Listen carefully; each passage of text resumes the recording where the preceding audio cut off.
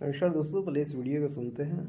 कुर्बानी में परमात्मा किस भगवान को कहा गया है? जैसे कबीरपंथी मानते हैं कि कबीर जी परमात्मा है, वैष्णविज्म में विष्णु जी को परमात्मा माना गया है। इसके अलावा कुछ धर्म ऐसे भी है जिसमें एक ही ईश्वर स्वरूप को लेकर दो मान्यताएं चलती है। जैसे क्रिश्चियनिटी में आधे लोग जीसस को सन ऑफ गॉड बताते हैं। पर इन सबके बीच में गुरबानी एक ऐसी स्पिरिचुअल टेक्स्ट है जो सबसे रिसेंट टाइम्स में रची गई है। गुरु नानक देव जी का जिस काल में प्रकाश हुआ था, उस काल में पहले से ही इन सारी मान्यताओं को मानने वाले लोग रहती तरह आगे चलकर कबीर साहिब जी समेत कई और संतों की वाणी भी गुरबानी में दर्ज की गई। और शायद यही वजह है कि चाहे वो कबीरपंथी हो, कृष्ण भक्त हो या फिर वैष्णव समाज से ही क्यों ना हो, सभी लोग ये मानते हैं कि उन्हीं के इष्ट को गुरबानी में परमात्मा माना गया है।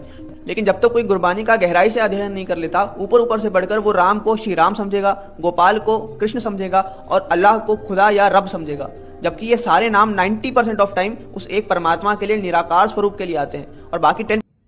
तो सुना आपने, ये भाई कहना चाहते हैं, हालांकि नॉलेज अच्छी है इन भाई की, लेकिन ये कहते हैं कि कबीरपंथी में कबीर जी को परमेश्वर कहा गया है, अलग अलग धर्मों में उनके अनुसार उनको परमात्मा कहा गया है। गुरबानी सबको कहती है कि भाई तुम्हारे टाइम के हिसाब से सबको तुम परमात्मा कह सकते हो, लेकिन परमात्मा निराकार है।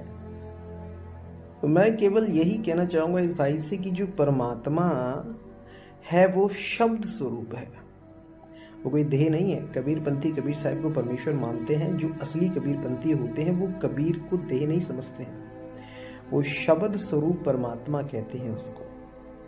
और जो नकली कबीरपंथी होते हैं वो कोई कबीरपंथी नहीं है, उन्होंने कभी कबीर का रास्ता जाना ही नहीं कि कबीरपंथी होते क्या हैं। वो देहियों को परमात्मा मान बैठे हैं।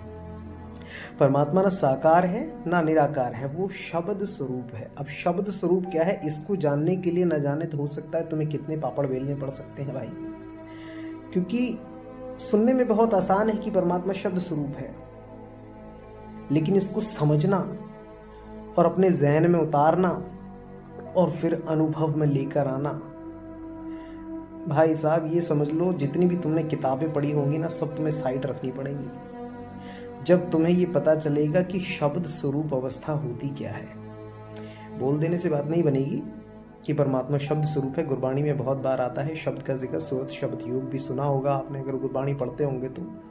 जैसे जल में कमल निरालम मुर्गाई निशाने और सूरत शब्द भवसागर तरिए।